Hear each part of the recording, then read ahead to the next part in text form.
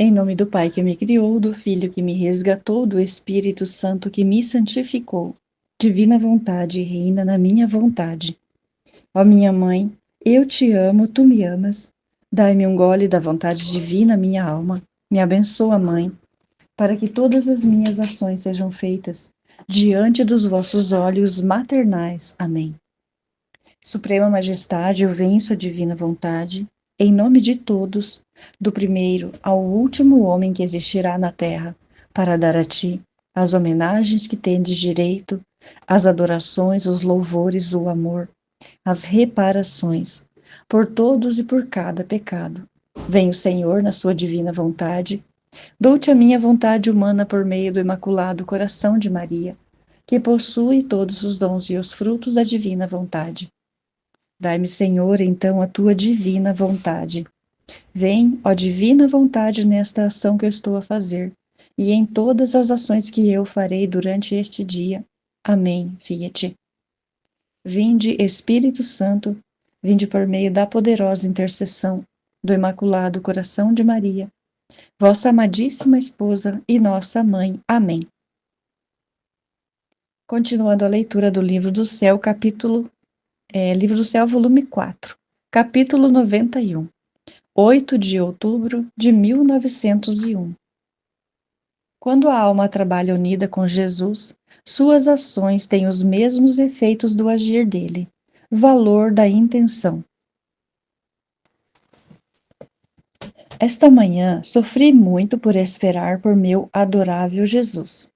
Mas enquanto o esperava, fazia quanto mais podia unir tudo o que estava fazendo em meu interior com o interior de Nosso Senhor, tentando lhe dar toda aquela glória e reparação que lhe dava sua humanidade santíssima. Agora, enquanto fazia isto, o bendito Jesus veio e me disse: Minha filha, quando a alma se serve de minha humanidade como meio para obrar, ainda que seja só um pensamento, um respiro, um ato qualquer, são como tantas gemas que saem de minha humanidade e se apresentam ante a divindade. E como saem por meio de minha humanidade, têm os mesmos efeitos de meu agir quando estava sobre a terra. E eu, Senhor, sinto como uma dúvida. Como pode ser que com a simples intenção no agir, mesmo nas mais mínimas coisas, enquanto considerando-as, são coisas de nada, vazias, e parece que a única intenção da união contigo e de te agradar só a ti, as enche, e tu as elevas naquele modo supremo, fazendo-as aparecer como coisas grandíssimas? Minha filha, vazio é o obrar da criatura, ainda que fosse uma obra grande. É a união comigo e a simples intenção de me agradar a mim o que o enche. E como meu agir, ainda que fosse um respiro, excede em modo infinito a todas as obras das criaturas juntas. Eis a causa que o faz tão grande. E além disso, não sabes tu que quem se serve da minha humanidade como meio para obrar suas ações, venha nutrir-se dos frutos de minha mesma humanidade e alimentar-se de meu mesmo alimento? E além disso, não é porventura a boa intenção o que torna o homem santo, a má intenção o que o torna perverso? Nem sempre se fazem coisas diversas, mas com as mesmas ações, um se santifica e o outro se perverte. Enquanto dizia isto, via dentro de Nosso Senhor uma árvore verde, cheia de belos frutos, e aquelas almas que trabalhavam para agradar somente a Deus, e por meio de sua humanidade as via dentro dele. Sobre desta árvore, a sua humanidade servia de quarto a estas almas, mas, como era raro o seu número. Capítulo 92. 11 de outubro de 1901. Silêncio de Jesus. O alimento mais necessário é a paz. Tendo passado vários dias de privação e de silêncio, esta manhã, ao vir, continuava seu silêncio. E se bem o tive quase sempre comigo, por quanto fiz, não consegui fazê-lo dizer uma só palavra. Parecia que tinha uma coisa em seu interior que o amargava, tanto que o deixava taciturno e não queria que eu soubesse. Agora, enquanto Jesus estava comigo, pareceu-me ver a rainha mãe, e ao ver Jesus comigo, disse-me: Tens, mas menos mal, o que está contigo, porque se deve desafogar sua justa ira. Estando contigo, o detenhas. Minha filha, pede-lhe que detenha os flagelos, porque os maus estão todos prontos para sair, mas se veem atados por uma potência suprema que os impede. E também porque se a justiça divina não permitir que o façam quando lhes agrade, se terá este bem, que conhecerão a autoridade divina sobre eles e dirão: Fizemos isto porque nos foi dado o poder do alto. Minha filha, a guerra se esconde no mundo moral. Dá horror vê-lo. Não obstante, o primeiro alimento que se deveria procurar na sociedade, nas famílias e por cada alma, deveria ser a paz. Todos os outros alimentos se tornam insalubres sem ela, ainda que sejam as mesmas virtudes, a caridade e o arrependimento. Sem a paz não levam nem saúde, nem verdadeira santidade. No entanto, no mundo de hoje, descartou-se este alimento da paz tão necessário e saudável, e não se quer mais que turbulências e guerras. Minha filha, rogai, rogai. Capítulo 93. 14 de outubro de 1901. Jesus mostra-se como um relâmpago e faz-lhe compreender alguma coisa dos atributos divinos. O bendito Jesus vem depressa, quase como um relâmpago, e nesse relâmpago faz sair de dentro de seu interior, agora um distintivo especial de um atributo seu, e agora algum outro. Quantas coisas faz compreender naquele relâmpago? Mas retirando-se aquele relâmpago, a mente permanece às escuras e não sabe dizer o que compreendeu naquele relâmpago de luz. Muito mais, que sendo coisas que se referem à divindade, a língua humana vê-se em dificuldades para as poder dizer. E por quanto mais se esforça, mais muda fica. Mas bem, nestas coisas é sempre uma menina recém-nascida. Mas a obediência quer que me esforce em dizer o pouco que possa. E eis aqui, parece-me que todos os bens Deus os contém em si mesmo, de modo que, encontrando em Deus todos os bens que ele contém, não é necessário ir a outra parte para ver a amplitude de seus confins. Não, senão que ele só basta para encontrar tudo o que é seu. Agora, num relâmpago, mostrava um distintivo especial de sua beleza. Mas quem pode dizer como é belo? Só sei dizer que, comparadas todas as belezas angélicas e humanas, as belezas da variedade das flores e dos frutos, o esplêndido azul e estrelado céu, que parece que, olhando-os, nos hipnotiza e nos fala de uma beleza suprema, são sombras ao alento que Deus tem mandado da beleza que nele contém, ou seja, como pequenas gotas de orvalho comparadas com as imensas águas do mar. Passo adiante, pois minha mente começa a se perder. Em outro relâmpago mostrava um distintivo especial do atributo da caridade. Mas, ó Deus, 3 vezes santo, como poderei eu, miserável, falar sobre este atributo, que é a fonte da qual derivam todos os outros atributos? Direi apenas o que compreendi dele com respeito à natureza humana. Compreendi que Deus, ao criar-nos, este atributo da caridade se derrama em nós e nos enche tudo de si, de modo que se a alma correspondesse, Estando cheia do sopro da caridade de Deus, a mesma natureza deveria transformar-se em caridade para com Deus. Ao contrário, conforme a alma se vai difundindo no amor das criaturas, ou dos prazeres, ou do interesse, ou de qualquer outra coisa, aquele sopro divino vai saindo da alma. E se chega a difundir-se em tudo, a alma fica vazia da caridade divina.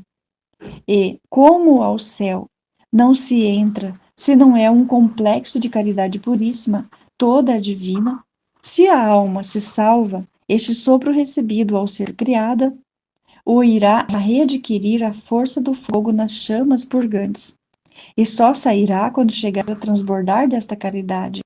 Então, quem sabe que longa etapa terá que acontecer naquele lugar expiatório?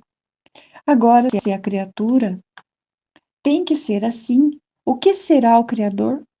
Creio que estou dizendo muitos disparates, mas não me surpreendendo, porque não sou para nada nenhuma douta. Sou sempre uma ignorante, e se há alguma coisa de verdade nestes escritos, não é minha, mas de Deus. E eu fico sempre a ignorante que sou. Capítulo 94.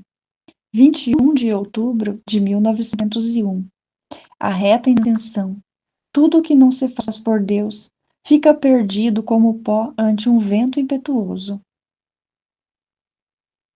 Esta manhã, o bendito Jesus, ao vir, parecia que fazia um cerco com seus braços, como para me fechar dentro, e enquanto me estreitava, me disse: Minha filha, quando a alma faz tudo por mim, tudo fica encerrado dentro desse cerco, nada fica fora. Assim, fora um suspiro, um latido, um movimento qualquer, tudo entra em mim, e em mim tudo fica numerado, e eu, em recompensa, os derramo na alma, mas duplicados de graça, de modo que a alma, derramando-os novamente em mim e eu nela, chega a adquirir um capital surpreendente de graça. E tudo isto é meu deleite, isto é, dar à criatura o que me deu como se fosse coisa sua, acrescentando sempre o meu. E quem com sua ingratidão impede que lhe dê o que quero, impede minhas inocentes delícias. Agora, quem não trabalha por mim, tudo fica fora do meu cerco, espalhando como o pó por um vento impetuoso. Capítulo 95. 25 de outubro de 1901. A privação faz saber de onde vêm as coisas e a preciosidade do objeto perdido.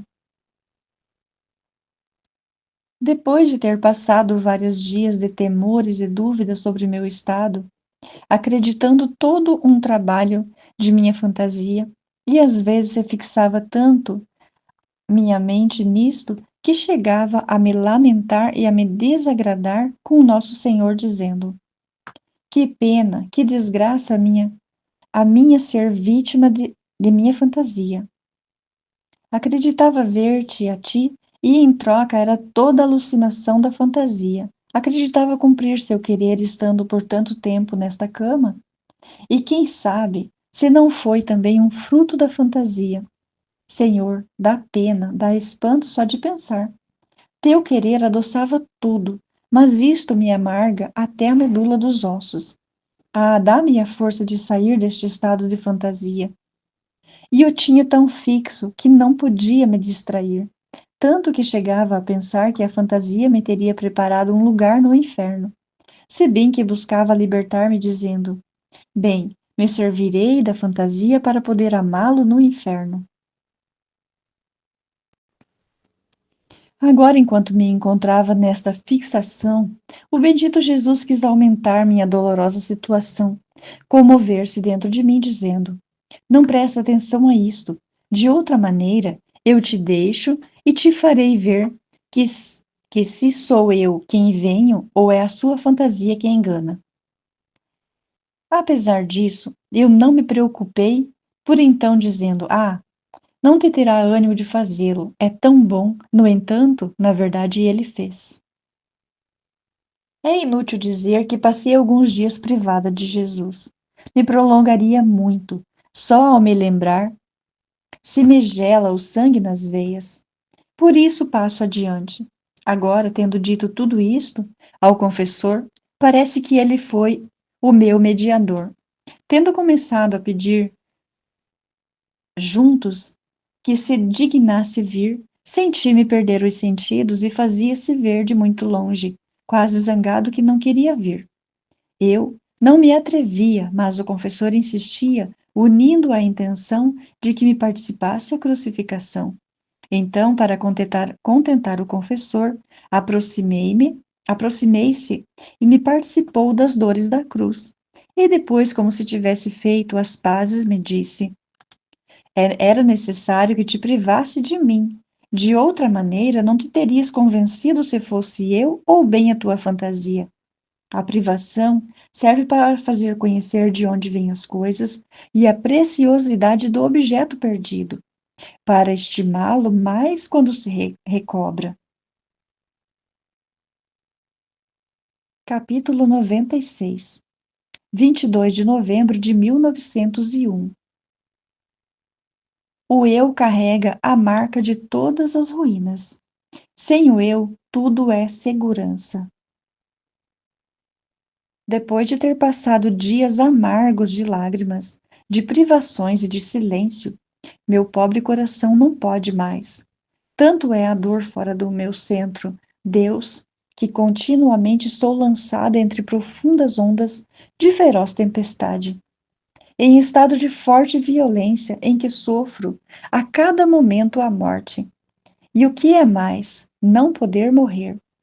Então, encontrando-me nesta situação, por pouco se fez ver e me disse: Minha filha, quando uma alma faz em tudo a vontade de outra, disse que tem confiança naquela, por isso vive do querer da outra e não do seu. Assim, quando a alma faz em tudo minha vontade, eu digo que tem fé. Assim que o divino querer e a fé são ramos produzidos de um só tronco. E como a fé é simples, a fé é o divino querer, produzem o terceiro ramo da simplicidade. E assim a alma readquire em tudo as características de pomba. Não queres então ser a minha pomba? Em outra ocasião me disse: Minha filha, as pérolas, o ouro, as gemas, as coisas mais preciosas, têm-se bem guardadas dentro de algum cofre e com dupla chave, porque você teme. E então, se te tenho bem guardada no cofre da santa obediência, custódia muito segura, onde não uma, mas duas chaves têm bem fechada a porta para ter proibido o acesso a qualquer ladrão e mesmo a sombra de qualquer defeito. Só o eu carrega a marca de todas as ruínas, mas sem o eu tudo é segurança. Capítulo 97, 27 de dezembro de 1901. Jesus, fornecedor da Santíssima Trindade. Separação dos sacerdotes. É inútil dizer, meu pobre estado. Como me reduzi? Seria um querer regrudecer e fazer mais profundas as chagas da minha alma. Por isso passo tudo em silêncio, fazendo uma oferta ao Senhor. Então, esta manhã, enquanto chorava a perda do meu adorável Jesus, veio o confessor e deu-me a obediência de pedir ao Senhor que se dignasse vir. Parece que veio. E tendo posto o confessor a intenção da crucificação, participou-me as dores da cruz, e enquanto isso fazia, disse ao confessor: Eu fui fornecedor da Santíssima Trindade, isto é, entreguei às pessoas a potência, sabedoria, caridade das divinas pessoas. Tu, sendo minha representante, não deves fazer outra coisa, senão continuar minha mesma obra para as almas. E se não te interessares, venha destroçar a obra iniciada por mim. E eu me sinto defraudado na execução de meus desígnios, e sou obrigado a retirar a potência, a sabedoria a caridade que vos teria dado se tivesse cumprido a obra que te confiei. Depois disso, parecia que me transportava para fora de mim mesma, e de longe se via uma multidão de pessoas da qual vinha uma peste insuportável. E Jesus disse: Minha filha, que divisão farão os sacerdotes entre eles? E este será o último golpe para fomentar entre povos partidos e revoluções.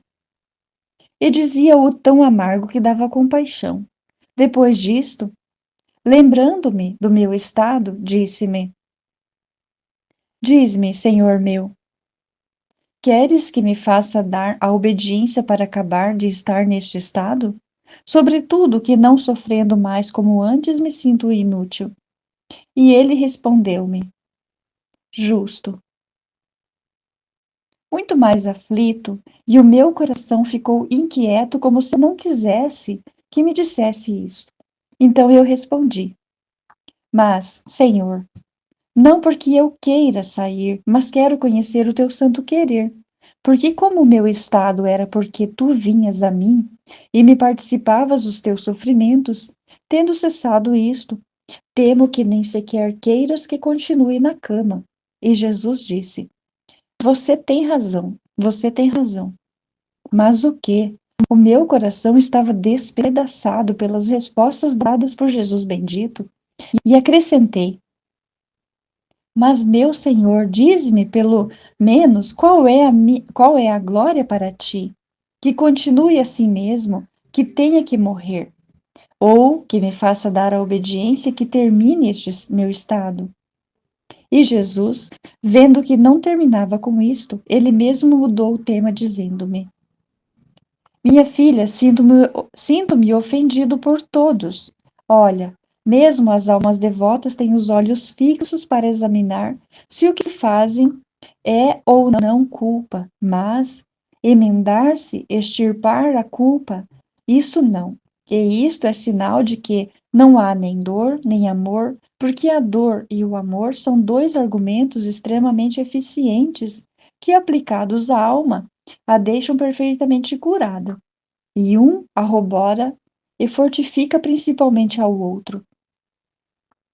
Mas eu pensava em minha pobre situação e queria lhe dizer, de novo para conhecer a vontade do Senhor com clareza.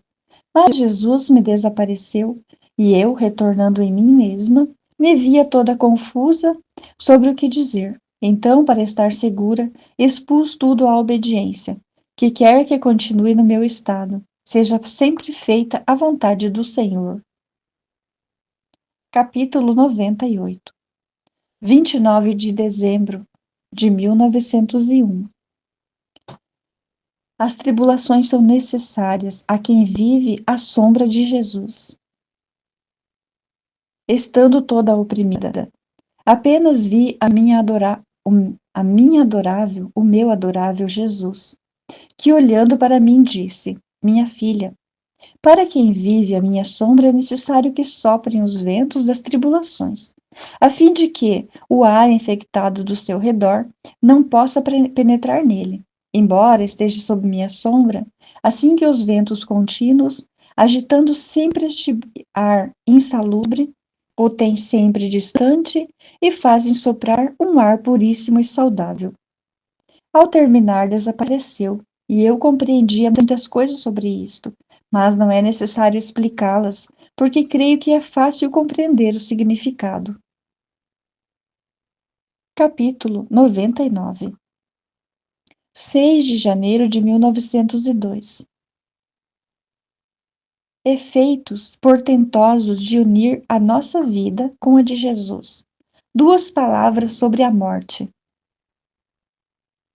Estando em meu habitual estado, depois de ter esperado muito, veio por pouco meu amadíssimo Jesus, e pondo-se junto a mim, me disse: Minha filha, quem busca uniformizar-se em tudo a minha vida, não faz outra coisa que adicionar um perfume demais e diferente a tudo o que fiz em minha vida, de modo de perfumar o céu, toda a igreja, e mesmo os mesmos maus sente exalar este perfume celestial, tanto que a todos os santos não são outra coisa que tantos perfumes.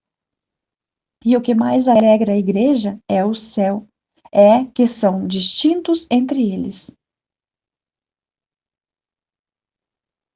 Não só isto, mas quem busca continuar minha vida, obrando o que fiz, até onde pode e onde não pode, ao menos com o desejo e com a intenção, eu o tenho em minhas mãos como se estivesse continuando toda a minha vida em dita alma, não como coisa passada, mas como se no presente vivesse. E isto é um tesouro em minhas mãos, que duplicando o tesouro de tudo o que fiz, dispondo-o para o bem de todo o gênero humano. Então, você não gostaria de ser um destes? Eu me senti toda confusa e não soube o que responder, e Jesus desapareceu. Mas pouco depois voltou, e ao mesmo tempo via várias pessoas que temiam muito a morte. Então eu, vendo isto, disse: Meu Jesus gentil, será defeito em mim não temer a morte, enquanto vejo que tantos temem os demais? E eu, em vez disso, pensando só que a morte me unirá para sempre contigo e terminará o martírio de minha dura separação. O pensamento da morte não só me dá nenhum temor, senão que me é um alívio, me dá paz e faço festa por isso, deixando de lado todas as demais consequências da morte. E Jesus? Filha, na verdade esse temor extravagante de morrer é loucura, já que cada um tem todos os meus méritos, virtudes e obras como passaporte para entrar no céu, havendo-os dado em doação a todos, e muito mais se aproveitando esta doação minha acrescentou o seu, e com todas estas coisas, que medo se pode ter da morte? Enquanto que com este passaporte seguro, a alma pode entrar onde quiser, e todos, por consideração do o passaporte, é respeitado e passado. Enquanto que com este passaporte seguro, a alma pode entrar onde quiser, e todos, por consideração do o passaporte, é respeito e passado. Quanto a ti, este não temer nada à morte é por ter tratado comigo e ter experimentado como é doce e amada a união com o sumo bem.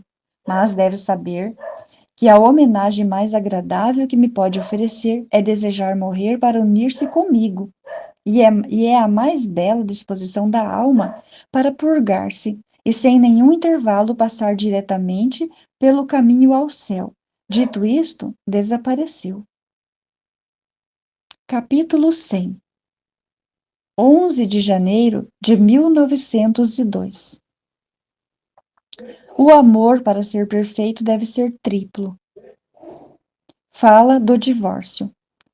Esta manhã, tendo recebido a Santa Comunhão, por um pouco vi o meu adorável Jesus, e eu assim que o vi, disse-lhe: Doce bem meu, dize-me, continuas a amar-me?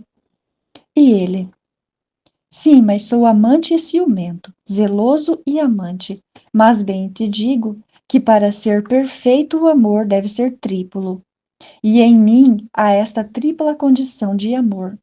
Primeiro, amo-te como Criador, como Redentor e como amante. Segundo, te amo em minha onipotência, que me serviu para te criar e criar tudo por um amor teu, de modo que o ar, a água, o fogo e todo o resto te dizem que te amo e que por amor teu os fiz. Te amo como minha imagem e te amo por ti mesma. Terceiro, eu te amo ab eterno, te amo no tempo e te amo por toda a eternidade. E isto não é outra coisa que um sopro que saiu fora do meu amor. Imagina tu que será aquele amor que contendo em mim mesmo. Agora tu estás obrigada a retirar-me este triplo amor, amando-me como teu Deus, no qual deves fixar-te toda, e não fazer sair nada de ti que não seja amor por mim, amando-me por tua conta, e pelo bem que te vem, e amar-me por todos e em todos. Depois disto, Me transportou para fora de mim mesma e me encontrei no meio de muitas pessoas que dizem: se confirmar esta lei, pobre mulher, tudo lhe será para o mal. E todos esperavam ansiosamente ouvir o pró e o contra, e se via em outro lugar, isolado, que estavam muitas pessoas discutindo entre elas. E um deles tomava a palavra e, os tendo fadigado muito, saiu à porta e disse: certamente sim, em favor da mulher. Ao ouvir isso, todos os de fora faziam festa, e os de dentro ficavam todos confundidos, tanto que nem sequer tinham coragem de sair. Acho que é esta lei do divórcio que dizem, e eu compreendia que não a confirmaram.